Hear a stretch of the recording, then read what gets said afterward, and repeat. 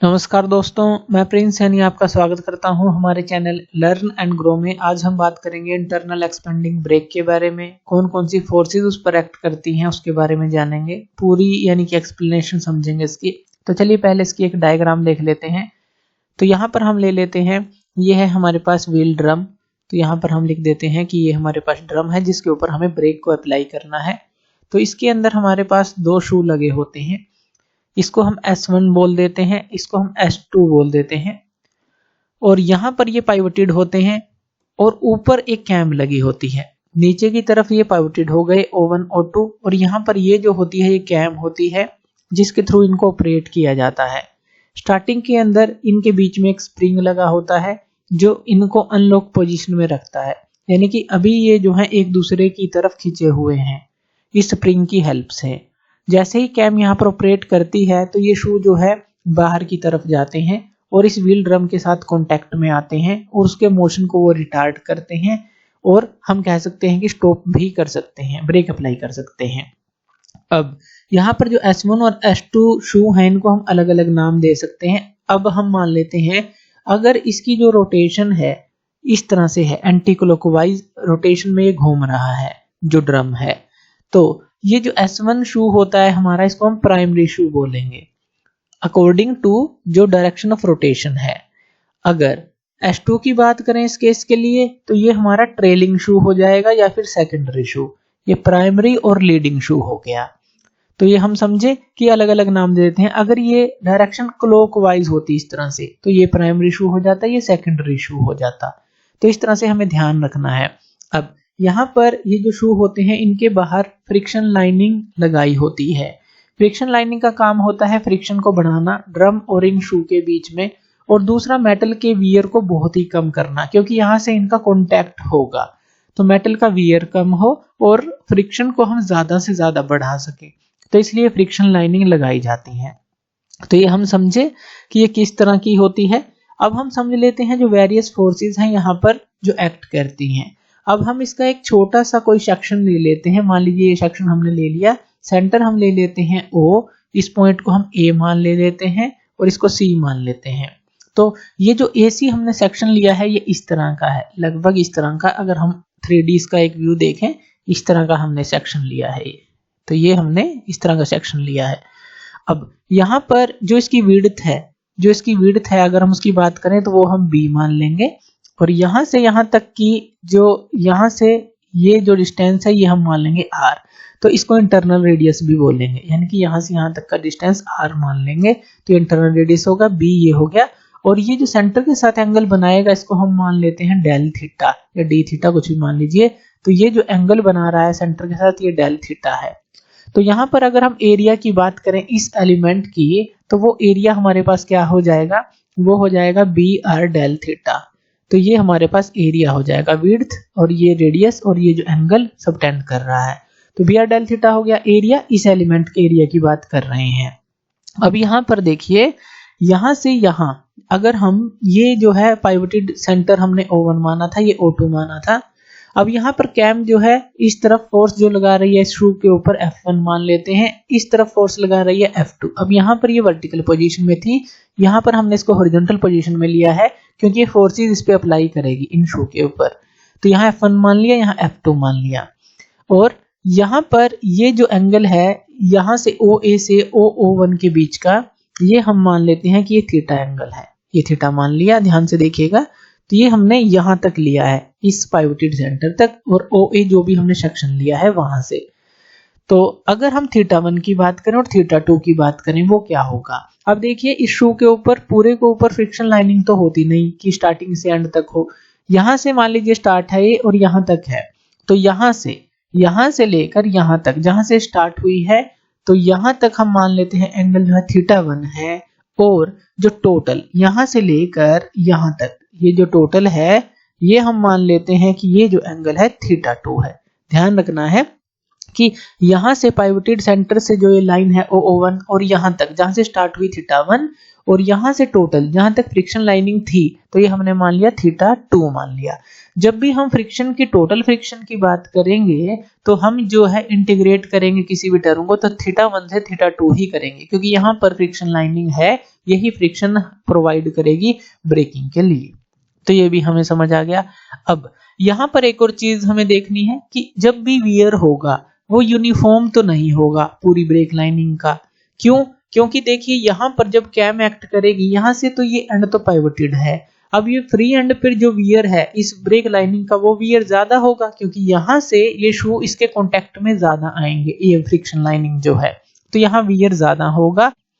जैसे कि अभी हम ये देख लेते हैं जो टर्म है बी जो है width of the brake lining हमने ली है, P1 जो है maximum intensity of normal pressure लेंगे, वो क्या है अभी देखेंगे, Rn normal force acting on the element लेंगे, और डेल एफ जो है braking force on the element लेंगे।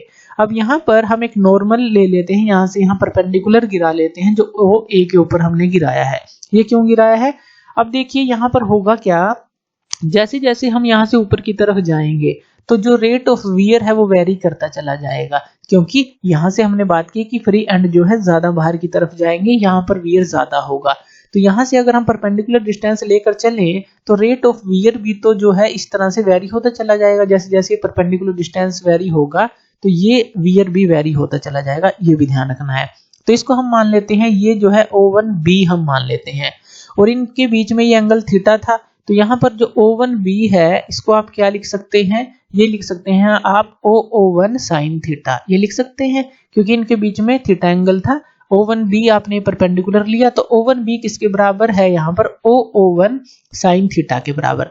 ये हमने क्यों लगाया परपेंडिकुलर, कि हम जो रेट ऑफ वियर है वो मान रहे हैं कि वेरी कर रहा है जैसे जैसे परपेंडिकुलर डिस्टेंस वेरी करता चला जाएगा, तो उसके लिए अभी हमने यहाँ तक लिया है तो इसलिए यहाँ पर परपेंडिकुलर ये लाइन ली है, ये सेक्शन लिया है AC जो था, तो यहाँ तक हमने परपेंडिकुलर गिराया, तो ये हमें क्लियर हो गया। तो maximum intensity of normal pressure जो होगी वो क्या होगी। अब जैसे ये हमारे पास कंपोनेंट था, यहाँ पर मान लेते हैं, इसके ऊपर मान लेते हैं कि जो P1 है ये जो है हमारे पास नॉर्मल प्रेशर एक्ट कर रहा है। अब इसके दो कंपोनेंट होंगे हमारे पास, नॉर्मल का जो कंपोनेंट लेंगे तो P1 प्रेशर एक्ट कर रहा है तो इसके हमारे पास दो कंपोनेंट होंगे, एक ये, इसकी बात कर रहे हैं जो बिल्कुल इसके नॉर्मल है, ये वाला कंपोनेंट। तो ये क्या होगा हमारे पास, ये साइन कंपोनेंट होगा P1 साइन थीटा। तो यहाँ पर जो नॉर्मल कंपोनेंट हम लेंगे तो ध्यान रखना है वो क्या होगा, P1 साइन थीटा के बराबर होगा। अगर आप Pn जो है नॉर्मल प्रेशर मान रहे हैं तो P1 साइन थीटा के बराबर होगा ये, क्योंकि हम नॉर्मली बात कर रहे हैं। तो इसलिए ये हमने बात की जो P1 है मैक्सिमम इंटेंसिटी है नॉर्मल प्रेशर की, तो इसलिए जो है नॉर्मल प्रेशर अगर हम देखेंगे वो P1 साइन थीटा के बराबर होगा। Rn जो normal force acting on the element है, तो Rn जो है वो भी तो नॉर्मली एक्ट करेगी, तो वो भी हम यहाँ पर लेंगे कि जो Rn है नॉर्मल जो फोर्स एक्ट करेगी इस एलिमेंट पे, यही एलिमेंट की बात कर रहे हैं। डेल F क्या है, braking force on the element. Braking force, अब इसकी जो रोटेशन है इस तरफ है, तो ब्रेकिंग फोर्स कहां पर एक्ट करेगी, यहां पर एक्ट करेगी, तो ये क्या हो गई हमारी डेल F, ये हमने ले ली ब्रेकिंग फोर्स। तो इस तरह से सारी चीजें हमें याद रखनी है। अब देखिए अगर हम नॉर्मल फोर्स निकालें जो ये Rn है, डेल Rn लिख लेते हैं क्योंकि स्मॉल एलिमेंट है, तो जो डेल Rn है जो कि नॉर्मल फोर्स है तो इस एलिमेंट पर एक्ट कर रही है, वो किसके बराबर होगी, प्रेशर इनटू एरिया, यही फॉर्मूला होता है हमारे पास, pressure into area of the element. अब जो प्रेशर है हमारे पास वो हमने क्या निकाला था, अब इसको मान लेते हैं, यानी कि जो नॉर्मल प्रेशर है ये जो हमने निकाला था Pn, जो किसके बराबर था, P1 साइन थीटा के बराबर, इनटू एरिया, एरिया हमने क्या निकाला था, Br डेल थीटा, तो ये हम लिख लेते हैं Br डेल थीटा, तो इसके बराबर आ गया, यानी कि जो डेल Rn है इसके बराबर आ गया। Pn की भी वैल्यू यहाँ पर पुट कर लेते हैं, P1 साइन थीटा, तो यहाँ पर हमने पुट कर लिया P1 साइन थीटा, और ये क्या आ गया इसके साथ Br डेल थीटा। ये किसकी वैल्यू निकाली, जो नॉर्मल फोर्स इस पे लग रही है, यानी कि pressure into area, normal pressure into जो एरिया है, तो ये हमने यहाँ पर निकाल लिया। तो ये हमारे पास आ गई वैल्यू नॉर्मल फोर्स की। अब इसी तरह से जो हमारी ब्रेकिंग फोर्स है इसकी वैल्यू को निकालते हैं। अब जो डेल F होता है इसका हमारे पास फॉर्मूला क्या होता है, कोफिशिएंट ऑफ फ्रिक्शन इनटू जो नॉर्मल फोर्स है, तो यहाँ पर हमने ये निकाली है वैल्यू डेल आर एन की, ये वैल्यू निकाली है। तो यहाँ पर हम लिख देते हैं म्यू, और डेल आर एन की वैल्यू जो ये है हमारे पास, ये क्या है, P1 साइन थीटा और बी आर डेल थीटा, यही है। तो ये वैल्यू हमने निकाली और यहाँ पर ये डेल एफ की वैल्यू आ गई। अब देखिए ये तो है डेल एफ की वैल्यू, ध्यान रखनी है, और ये है डेल आर एन की वैल्यू, यानी कि ये तो नॉर्मल फोर्स की वैल्यू है, और ये जो है हमारे पास ब्रेकिंग फोर्स की वैल्यू है। अब ब्रेकिंग टॉर्क की वैल्यू निकाल लेते हैं, इसी जो एलिमेंट हमने लिया है। ब्रेकिंग टॉर्क हमारे पास क्या होता है, F इंटू आर, तो यहाँ पर ये क्या हो जाएगा, डेल एफ इंटू आर हो जाएगा। अब डेल एफ की वैल्यू हमारे पास ये है, तो इसके साथ आर को मल्टीप्लाई कर देंगे सिंपल, तो ये हमारे पास क्या आ जाएगा, म्यू P1, और ये आर जब मल्टीप्लाई होगा यहाँ पर आर स्क्वायर लिख लेते हैं, म्यू P1 आर स्क्वायर, और यहाँ पर बी आ गया, और साइन थीटा, इसको हमने रिफॉर्म कर दिया साइन थीटा और डेल थीटा। तो यही हमारे पास आ जाएगा कि mu P1 R square B sine theta del theta, ये आ गई हमारे पास ब्रेकिंग टॉर्क की वैल्यू। तो ये जो सारी रिलेशन है हमें याद रखनी है, ये नोट कर लीजिए। अब इन्हीं का ही हम यूज करेंगे आगे। अब अगर हम टोटल ब्रेकिंग टॉर्क निकालना चाहते हैं अबाउट पॉइंट O की, अगर हम बात करें एक शू के लिए, पूरे शू के लिए, तो वो क्या होगी, तो हमें ये जो हमने स्मॉल एलिमेंट के लिए टॉर्क निकाली है, इसको इंटीग्रेट कर देंगे। इंटीग्रेट कहाँ से कहाँ तक करेंगे, θ1 से लेकर θ2 तक, क्योंकि हमें पता है यहाँ पर पूरी फ्रिक्शन लाइनिंग है। तो चलिए अब इसको इंटीग्रेट कर लेते हैं। तो ये हमने टर्म लिख ली और इसको इंटीग्रेट कर दिया θ1 से θ2। अब साइन थीटा का इंटीग्रेशन क्या होता है, माइनस कोस थीटा। तो यहाँ पर हम लिख लेंगे यही टर्म जो आ जाएगी mu P1 B are square, और यहाँ पर ये आ जाएगी माइनस का कोस थीटा, और यहाँ से θ1 से θ2 हमने इंटीग्रेट रखा है, यानी कि जो लिमिट रखी है। तो चलिए इन लिमिट्स को पुट कर देते हैं। ये क्या आ जाएगा, mu P1 B are square, अब ये कोस θ2 माइनस कोस θ1 आता तो प्लस हो जाता। तो यहाँ पर हम लिख सकते हैं कि जो कोस θ2 है हमारे पास, और जो ये माइनस का था, माइनस का आएगा, और प्लस का कोस θ1, जब हम इन लिमिट को पुट करेंगे। तो यानी कि आप इसको ये लिख सकते हैं mu P1 B are square, और यहाँ पर ये आ जाएगा कोस θ1 माइनस कोस θ2। तो ये हमारे पास आ जाएगा। तो ये जो है टोटल ब्रेकिंग टॉर्क की वैल्यू हमारे पास आ जाएगी। तो इस तरह से आप इसको फाइंड आउट करेंगे, आसान है, बस इंटीग्रेट हमें करना था। इसी तरह से अगर हम मोमेंट ऑफ नॉर्मल फोर्स निकालना चाहें डेल आर एन का निकालते हैं, जो मूवमेंट है अबाउट फलक्रम O1, इसको निकालेंगे। तो यहाँ पे ये डेल आर एन है और ये O1 है। अगर यहाँ पर मूवमेंट को हम देखेंगे तो डेल आर एन इस तरफ एक्ट कर रही है, और ये परपेंडिकुलर आर्म क्या है हमारे पास, O1B है। तो इन दोनों को मल्टीप्लाई कर देंगे, डेल आर एन हमारे पास फोर्स हो गई नॉर्मल, और ये हो गई परपेंडिकुलर जो आर्म है O1B। तो मोमेंट ऑफ नॉर्मल फोर्स हमारे पास क्या आ जाएगी, डेल एम एन हमारे पास आ जाएगी डेल आर एन, जो कि हमने वो परपेंडिकुलर आर्म देखी थी O1B, यही आएगी। तो यहाँ पर देखिए जो O1B है वो हमने किसके बराबर निकाला था, O1 साइन थीटा के बराबर निकाला था। तो अगर हम यहाँ से देखें तो यहाँ पर O1B O1 साइन थीटा के बराबर निकाला था, तो O1B की जगह हम O1 साइन थीटा को पुट कर देंगे। तो यहाँ पर हम वैल्यू पुट कर देते हैं डेल आर एन और O1B की, जो कि है हमारे पास O1 साइन थीटा। तो यहाँ पर हम O1 साइन थीटा लिख देते हैं। तो अब हम जो है अगर डेल आर एन की वैल्यू को पुट करते हैं, जो हमारे पास क्या आई थी, P1 साइन थीटा, ये हमारे पास वैल्यू आई थी, और इसके साथ क्या था, बी आर डेल थीटा, यही वैल्यू आई थी। तो ध्यान से देखिए ये कहाँ से ली है हमने, डेल आर एन की वैल्यू यहाँ से ली है, P1 sine theta B R del theta. तो यही तो वैल्यू हमने यहाँ पर पुट की है, P1 sine theta B R del theta, और इसके साथ हमारे पास क्या है, यहाँ पर O1 और साइन थीटा, इसके साथ हमारे पास ये वैल्यू है। अब हम साइन थीटा को यहाँ पर साइन थीटा के साथ मल्टीप्लाई कर देते हैं, और ये क्या टर्म आ जाएगी हमारे पास, तो ये टर्म हमारे पास आ जाएगी। तो ये हमने यहाँ पर लिख ली। अब हम निकालते हैं जो टोटल मोमेंट है इस नॉर्मल फोर्स का अबाउट द फलक्रम O1। तो हमें क्या करना पड़ेगा, इसको θ1 से θ2 इंटीग्रेट करना पड़ेगा। तो चलिए हम इसको इंटीग्रेट कर देते हैं, इस जो टर्म को, ये हमारे पास आई है स्मॉल एलिमेंट के लिए। तो यहाँ पर हमने इसको इंटीग्रेट कर दिया θ1 से θ2, और ये पूरी टर्म हमने यहाँ पर लिख ली। अब यहाँ पर देखिए जो साइन स्क्वायर थीटा और जो डेल थीटा है इसी को हम इंटीग्रेशन के अंदर रखेंगे और बाकी सारी टर्म को बाहर ले लेते हैं। तो ये टर्म हमने इंटीग्रेशन के अंदर ले ली। अब हमें पता है देखिए जो साइन स्क्वायर थीटा होता है वो किसके बराबर होता है, वो हमारा यहाँ पर हम फॉर्मूला लिख सकते हैं। साइन स्क्वायर जो थीटा है तो इसका फॉर्मूला हाफ कर देते हैं 1 माइनस कोस 2 थीटा के बराबर हम इसको लिख लेते हैं। ये ट्रिग्नोमेट्रिक फॉर्मूला है तो ये हम लिख सकते हैं और इस फॉर्मूले को हम यहाँ पर पुट कर देते हैं। तो यहाँ पर हमारे पास क्या वैल्यू आ जाएगी वो लिख लेते हैं और इस वैल्यू को पुट करने के बाद साइन स्क्वायर थीटा की जगह तो ये हमारे पास हमने ये वैल्यू पुट कर ली और ये टर्म हमारे पास आ गई। अब हम इसको सोल्व कर लेते हैं। अब देखिए जो डी थीटा है जब अंदर मल्टीप्लाई होगा इस हाफ को तो हम बाहर ले लेंगे। डी थीटा जब यहाँ पर मल्टीप्लाई होगा तो डी थीटा का इंटीग्रेशन हमारे पास क्या होगा थीटा, कोस 2 थीटा का क्या होगा हमारे पास साइन 2 थीटा डिवाइड बाय 2, क्योंकि यहाँ 2 थीटा है ना तो साइन 2 थीटा डिवाइड बाय 2 हो जाएगा। तो इस टर्म को हम लिख लेते हैं। तो ये टर्म आप नोट कर लीजिए।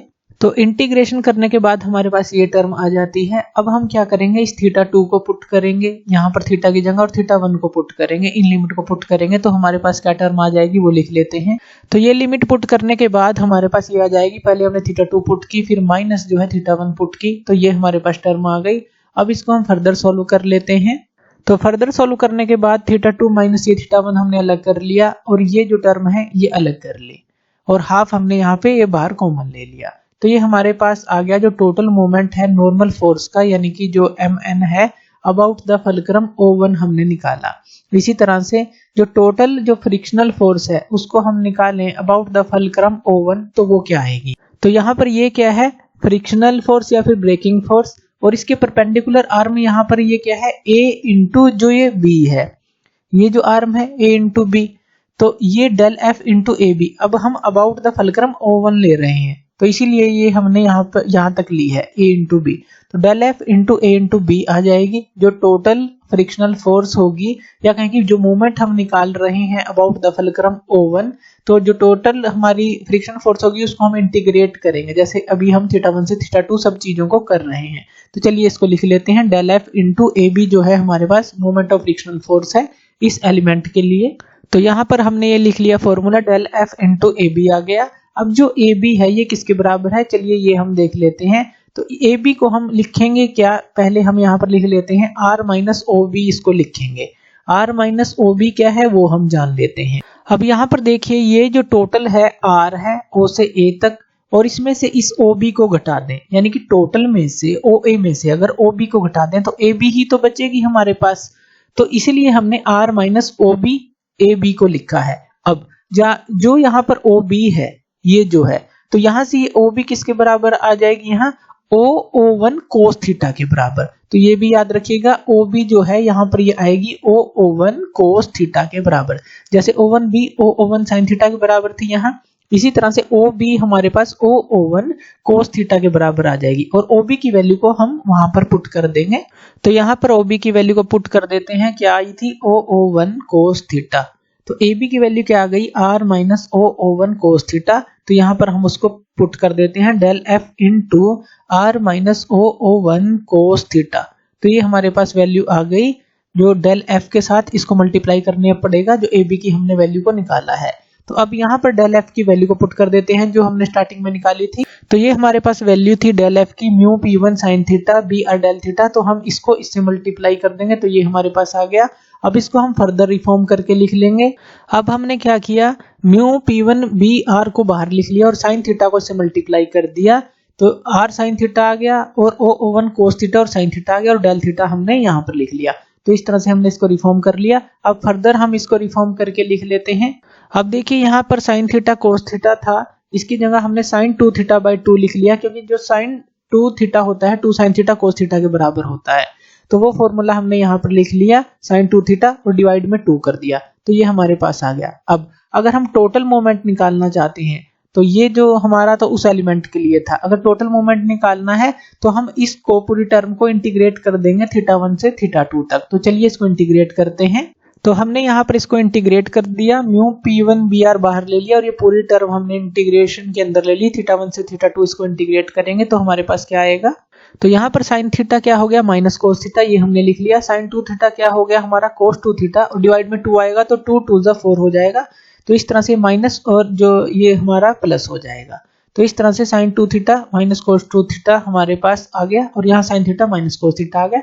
तो अब हम ये लिमिट पुट कर देंगे यहाँ पर इसके अंदर। तो लिमिट पुट करने के बाद हमारे पास थीटा 2 हमने पहले पुट किया, फिर थीटा 1 पुट किया माइनस करके, तो ये हमारे पास ये आ जाएगी पूरी टर्म। अब इसको दोबारा से रिफॉर्म करके लिख लेंगे। r कॉमन ले लिया हमने, तो यहाँ पर जो है cos theta 1 minus cos theta 2 आ गया। O1/4 कॉमन ले लिया, तो ये टर्म कोस 2 थीटा 2 और माइनस कोस 2 थीटा 1 हमारे पास आ गई। तो ये आ गई हमारे पास जो टोटल मूवमेंट है जो कि हमने फ्रिक्शनल फोर्स के लिए निकाली है अबाउट द फलक्रम O1।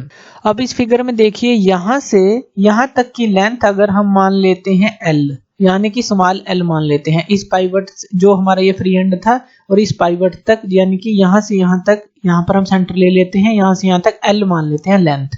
तो यहाँ पर अगर हम मोमेंट निकालते हैं लीडिंग शू के लिए यानी कि प्राइमरी शू के लिए, तो अबाउट पॉइंट O1 इसके अबाउट, तो वो हमारे पास क्या आएगा, वो आ जाएगा हमारे पास F1 इंटू L आ जाएगा और इक्वल टू हमारे पास क्या आ जाएगा, Mn माइनस Mf आ जाएगा।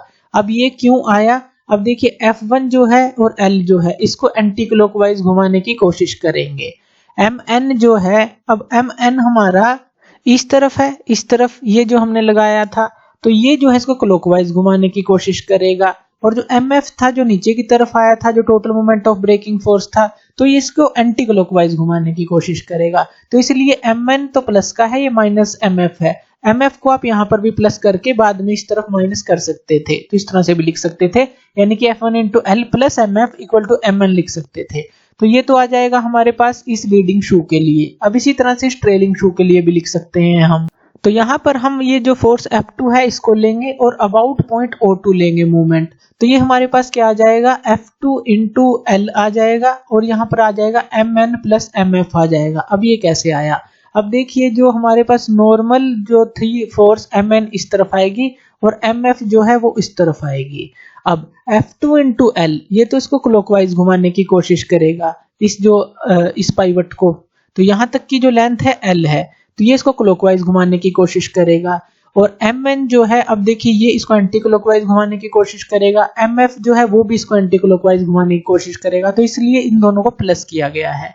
तो इस तरह से ये जो है मूवमेंट भी आप निकाल सकते हैं लीडिंग और ट्रेलिंग शू के लिए। तो लीडिंग के लिए अबाउट O1 निकालेंगे, ट्रेलिंग के लिए अबाउट O2 निकालेंगे। अगर हम यहाँ पर सेल्फ लॉकिंग के लिए कंडीशन देखें तो वो क्या होगी, अब यहाँ पर देखिए जो Mf है वो माइनस में है, अगर ये ग्रेटर देन हो जाता है Mn से तो सेल्फ लॉकिंग ब्रेक हो जाएगी ऑटोमेटिकली, जो है क्योंकि ये नेगेटिव में हो जाएगा तो ऑटोमेटिक जो है ब्रेक अपने आप लग जाएगी, अपने आप ही वो ऑन हो जाएगी, एक्टिव हो जाएगी। तो इसलिए अगर Mf जो है Mn से ग्रेटर होगा इस कंडीशन के लिए तो वो सेल्फ लॉकिंग में आ जाएगी। तो इस तरह से इंटरनल एक्सपेंडिंग ब्रेक को आप आसानी से समझ सकते हैं। तो थैंक यू वीडियो देखने के लिए, और इसी तरह के वीडियोस के लिए आप हमारे चैनल लर्न एंड ग्रो पे हमें सब्सक्राइब कर सकते हैं। धन्यवाद।